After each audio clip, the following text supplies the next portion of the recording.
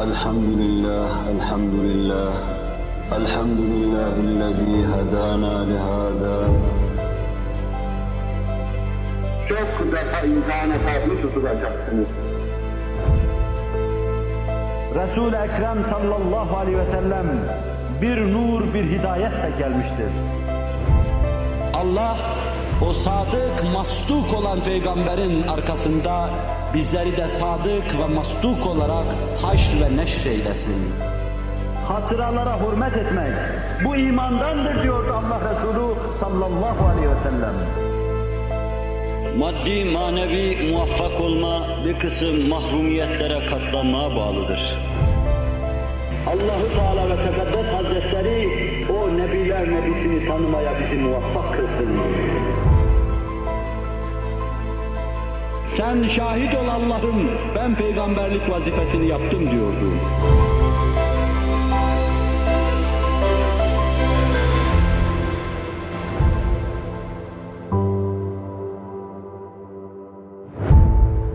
Elhamdülillah, elhamdülillah. Elhamdülillahillezî hedâna lihâzâ. وَمَا كُنَّا لِنَهْتَدِيَ لَوْلَا أَنْ هَدَانَ اللّٰهُ وَمَا تَوْفِيقِي وَلَا اعْتِصَامِي إِلَّا بِاللّٰهِ عَلَيْهِ تَوَكَّلْتُ وَإِلَيْهِ أُنِيبُ أشهد أن لا إله إلا الله وحده لا شريك له ولا نظير له ولا مثال له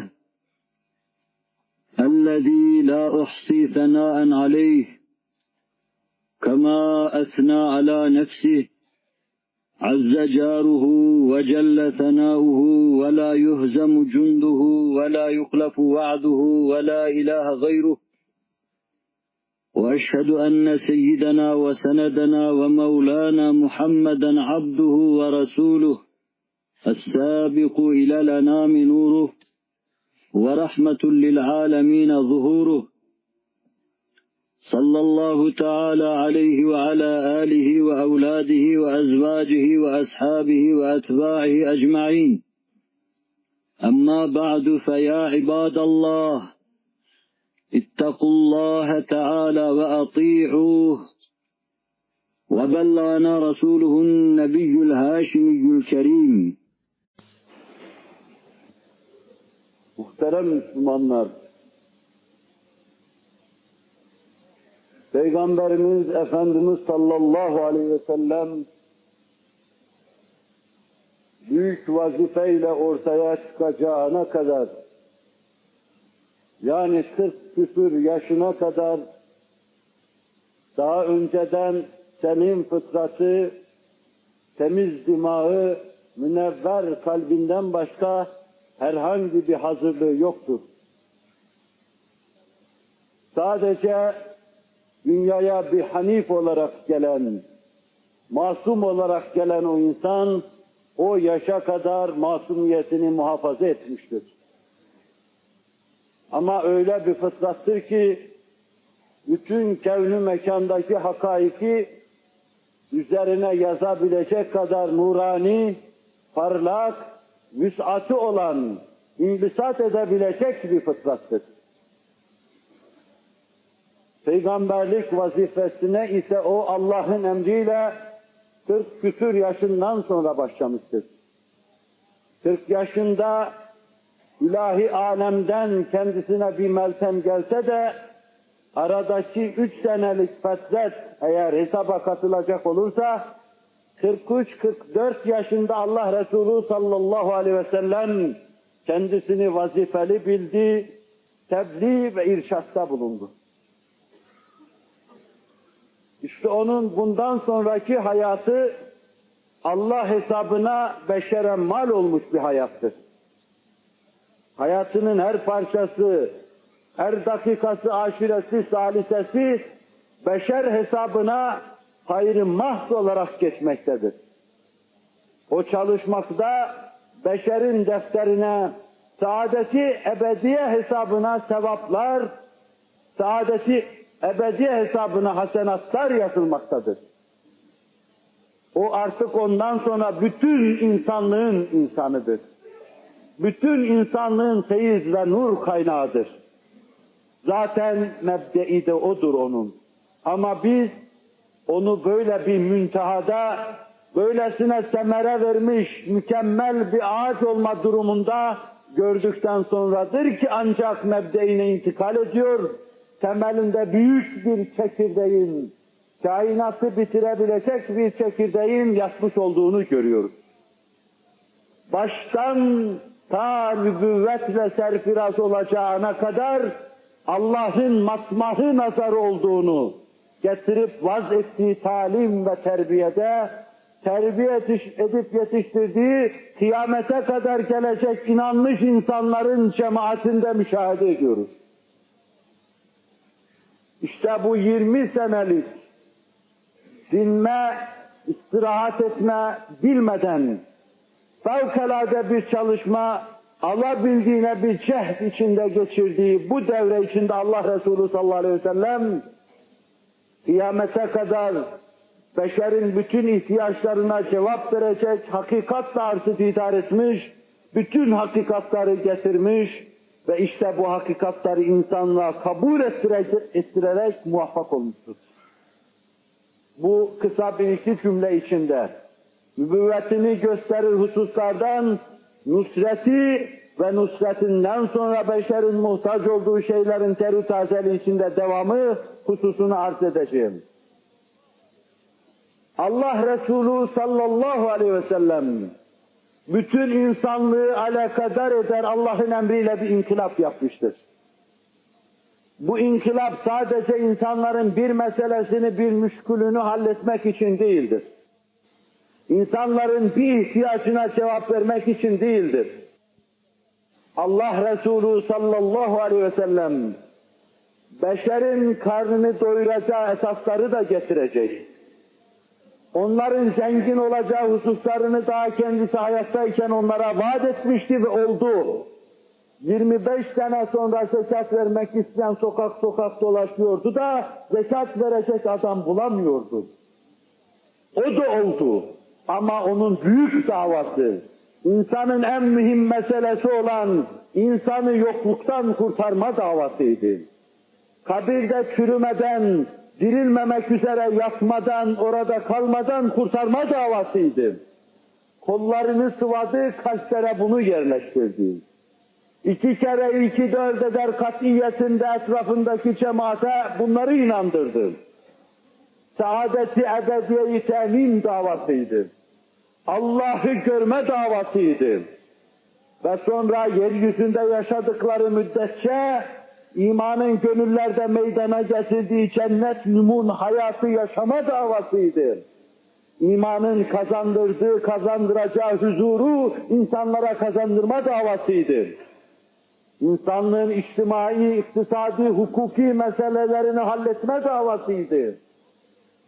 Hulasa-i kelam, topyekün beşerin şahsi içtimai hayatında en küçük adabi bir meseleden en büyük usule kadar nelere muhtaç ise bütün bu muhtaç olduğu şeyleri getirme, beşere takdim etme davasıydı.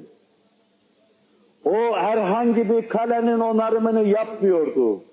Düşmüş birkaç taşı yontup yerine koymuyordu. Bütün beşeri içine alabilecek, bütün keyfiyatıyla barındırabilecek, muhkem ve müstahkem bir kaleyi temelden tesis ediyordu. Nebilerin attığı temel üzerinde o da bu kaleyi yeniden tesis buyuruyordu.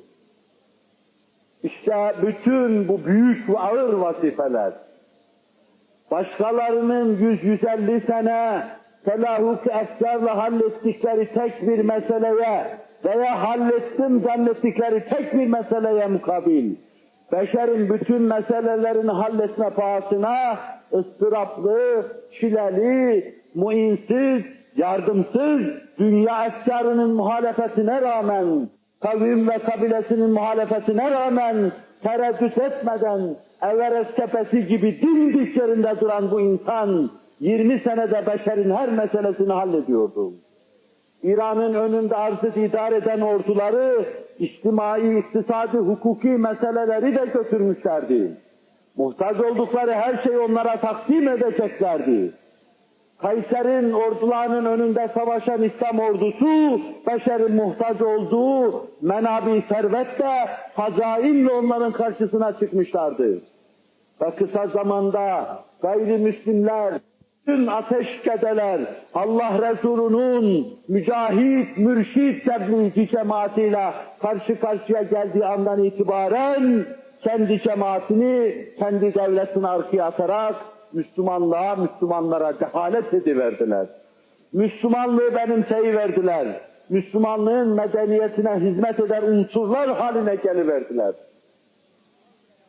Bu Allah Resulü'nün fevkalade nusreti, fevkalade muvaffakiyetidir ki size Cenab-ı Hak anlatmaya imkan verir mi bilmem. Onun ordusu, onun askerleri ve raiyeti adı altında bu mevzu bir sene kadar bir zaman istihab eder, anlatmayı düşünüyordum. Sizden evvel de başka 2 yerde bu sözü verdim ve fakat Allah anlatma imkanını vermedi. Bu bahis daha ziyade kültürüyle, medeniyetiyle, anlayışıyla, canlı misalleriyle onun cemaatini anlatmada göreceğiz. Nasıl muvaffak oldu? Bu mevzuda 2. husus, Allah Resulü sallallahu aleyhi ve sellemin getirdiği esasatın sabit, muhkem esaslar olmakla beraber kıyamete kadar gelecek, ayrı ayrı devirlerde yaşayan, muhtelif hava ve mizaçlarda yaşayan, muhtelif kültürlerin tesirinde yaşayan, muhtelif iklim şartlarına maruz bulunan beşerin bütün ayrı ayrı ihtiyaçlarına cevap verir keyfiyette olduğunu devam ettirmesi, temadi etmesidir. 14 asırdan beri beşer geliyor. Ta Endonezya'dan, Malezya'dan, Java'dan alın da Cebeli Tarık'a kadar, ta ondan alın da Afrika'nın son ucuna kadar, ondan alın da Endülüs'e kadar, Fransa'ya kadar, Viyana'ya kadar, bu 14 asırlık zaman içinde ayrı ayrı kültür tesirlerinde, muhit şartları altında, iklim şartları altında yaşayan insanların değişik ihtiyaçlarına ruhundaki muhkem olmakla beraber, tabirden Allah beni muhafaza etmesin, elastikiyetin kazandırdığı, içtihada imkan, kıyasa imkan, hakaiki çıkarmaya imkan, efkara mümaşat etme, her anlayışa cevap verme ulviyeti, kutsiyeti, yumuşaklığı, genişliği ve vüs'ati Allah Resulü'nün davasının alem şumul olduğunu göstermektedir. Kutuplara kadar dayanmış, oradaki insanların dahi ihtiyaçlarına cevap verecek kadar alem şumul bir dava ile gelmiştir. Resul-i Ekrem Aleyhisselatü Vesselam küçük bir misal arz edeceğim burada. Beşerin yatmadaki adabına ait meseleleri halletmeden başlamış da en büyük meselesi La ilahe illallah Muhammedur Resulullah meselesine kadar bütün meselelerini halletmiştir. O kadar ki kendinden 13-14 asır sonra kutuplara keşifler için gidecek kimseler olacaktır. Bugün inkarcılar size soruyorlar, bunu bana 50 defa sordular.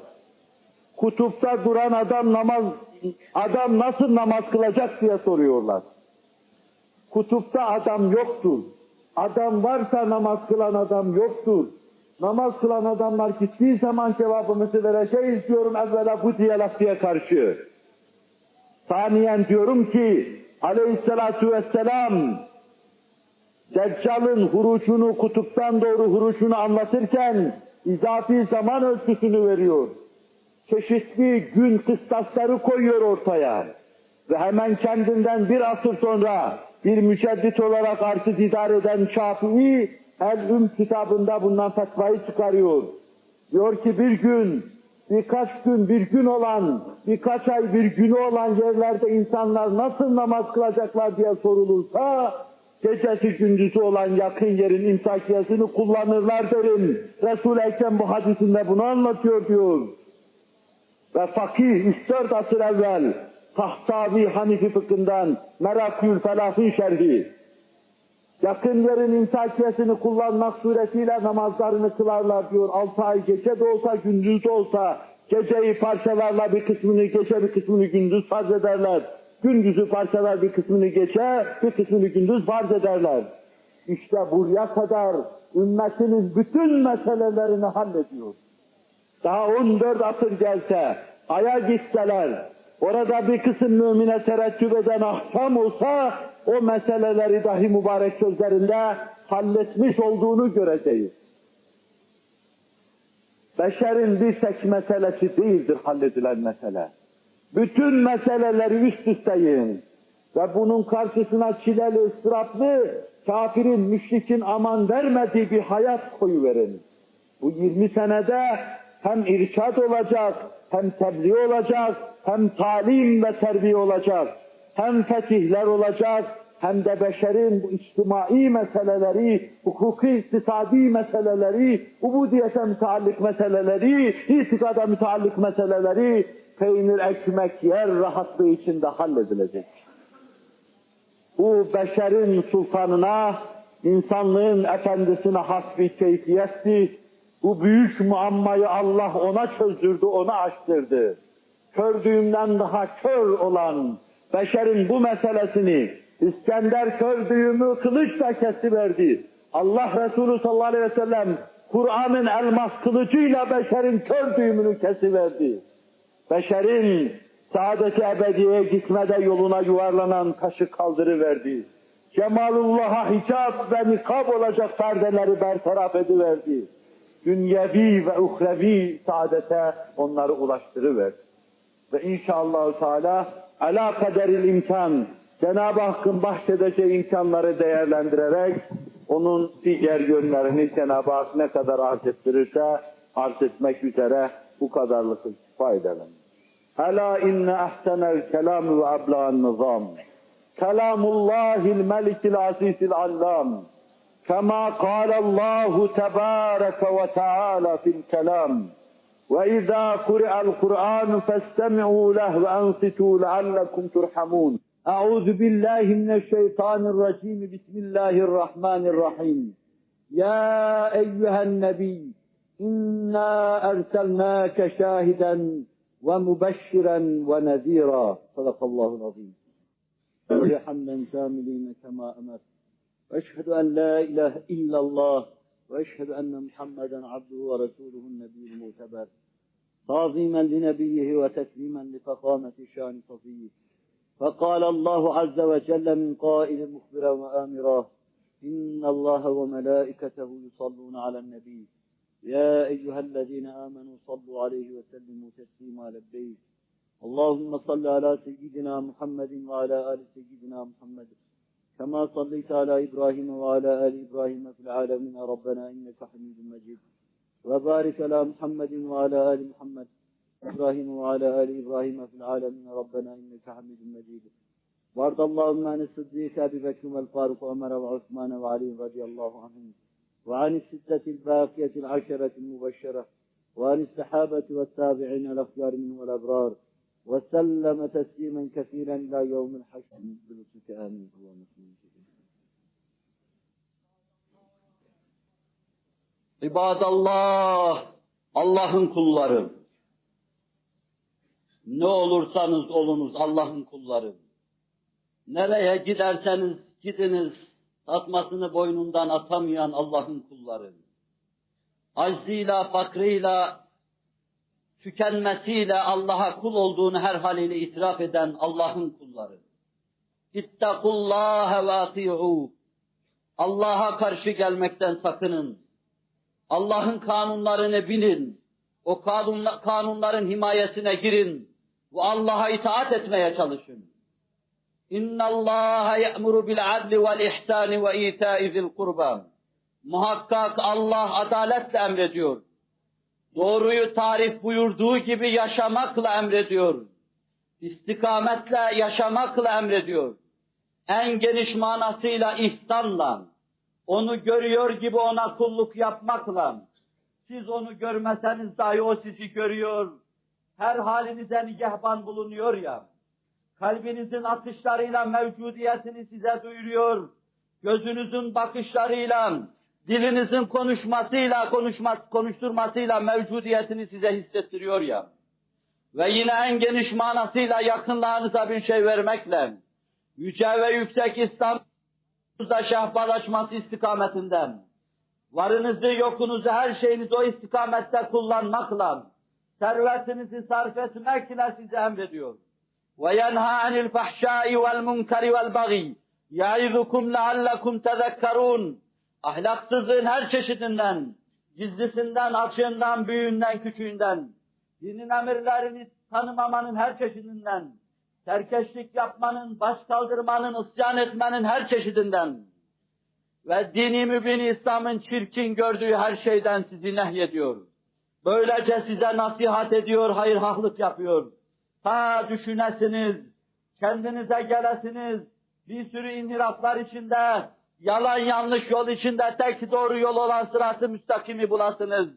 Emn-i eman içinde yaşayasınız ve cennete dahil olasınız.